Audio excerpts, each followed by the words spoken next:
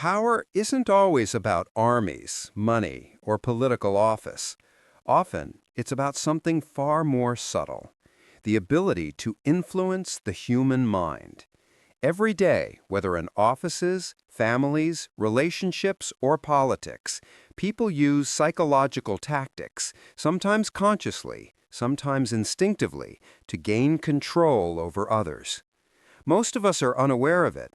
We think we're making free choices, acting from our own desires. But behind the curtain, subtle forces push, pull, and manipulate our thoughts.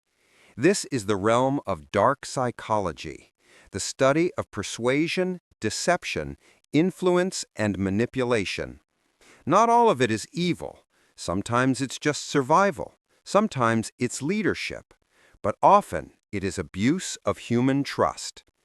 In this video, we'll explore 7 powerful psychological tactics used every day, often right under your nose.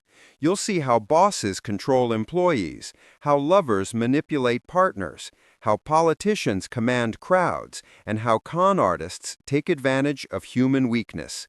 But most importantly, you'll learn to recognize these tactics so you can protect yourself, and maybe even use some of them ethically when necessary. Remember this: power is not given, it is taken. And those who understand human psychology always have the advantage. Let's begin. Tactic 1. Gaslighting. Gaslighting is one of the most insidious forms of manipulation. It works not by controlling your actions directly, but by making you doubt your own perception of reality. The term comes from a 1938 play called Gaslight, where a husband tries to convince his wife she's insane by dimming the gas lights in their home and denying it when she notices. In modern life, gaslighting happens in subtle conversations. You notice your partner hiding messages, and when you confront them, they say, "You're paranoid, you're imagining things." A boss belittles your work, but when you protest, they laugh. "I was just joking, don't be so sensitive." The goal is simple: to destabilize you. Once you doubt your own judgment, you become easier to control. Real example. History shows how authoritarian leaders gaslight entire nations. In the 20th century, propaganda machines constantly rewrote events. Citizens were told one version of truth, only for it to change later, forcing them to doubt their memory and rely entirely on the government for truth. Defense. Trust your memory. Write things down. Keep records. Recognize that denial and ridicule can be tools of control. Surround yourself with people who validate your experiences. Gaslighting is everywhere: in toxic relationships, corrupt companies, and abusive governments. Recognizing it is the first step to breaking free.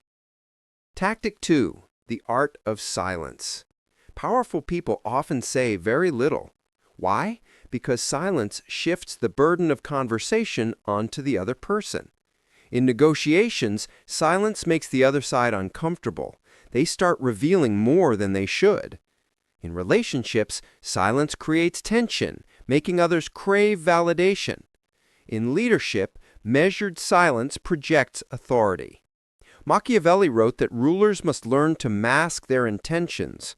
Silence is the mask. Everyday example.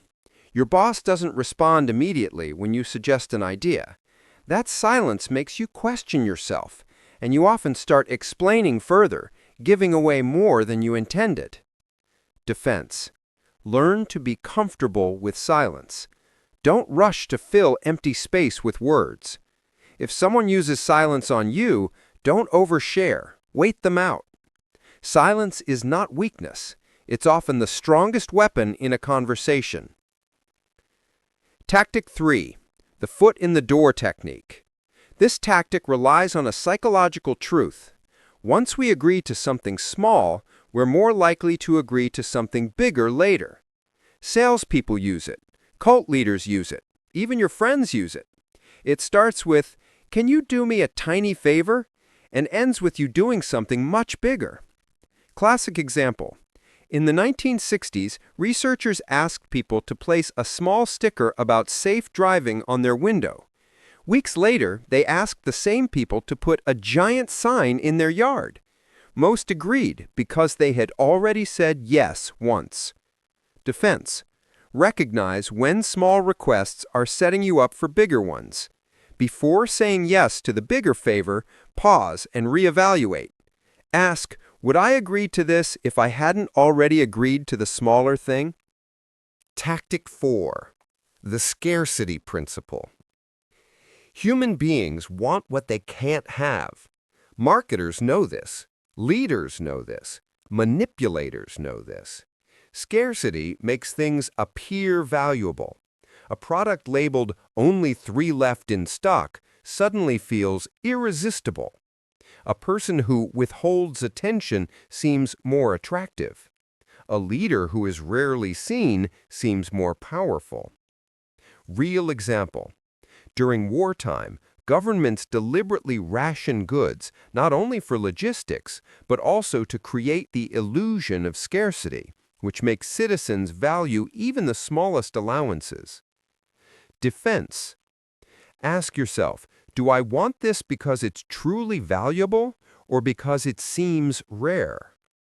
Don't confuse scarcity with worth. Scarcity is one of the oldest tricks in the book. Recognize it and you'll stop chasing illusions. Tactic 5. Mirroring and rapport.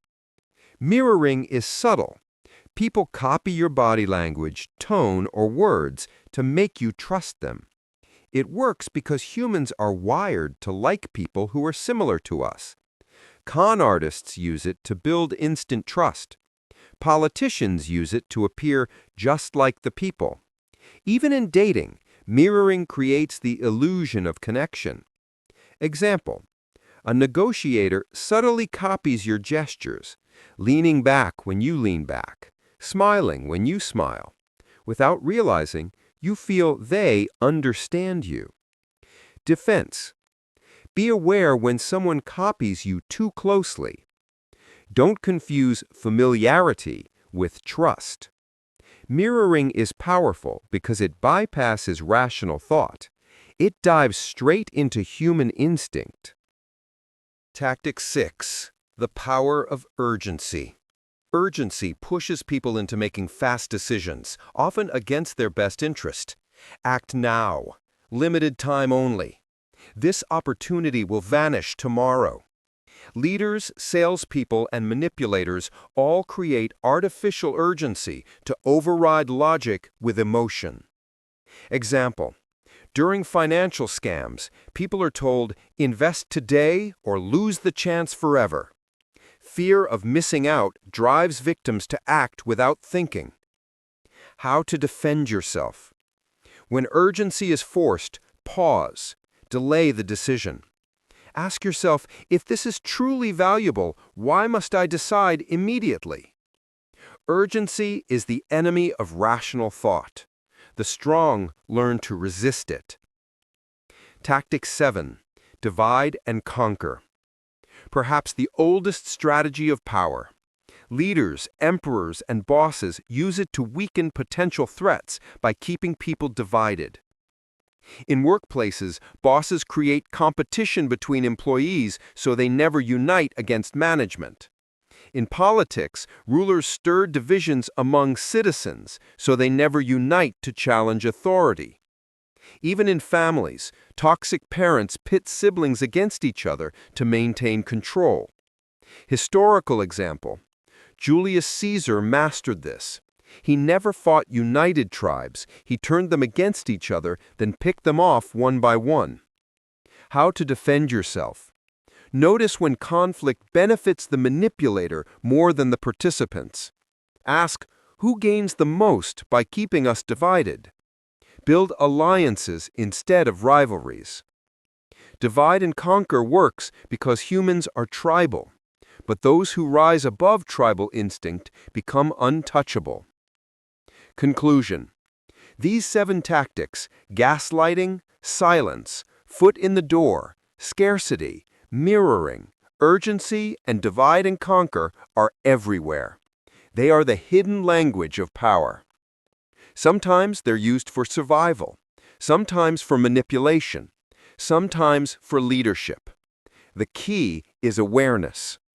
When you see these tactics clearly, you stop being a puppet.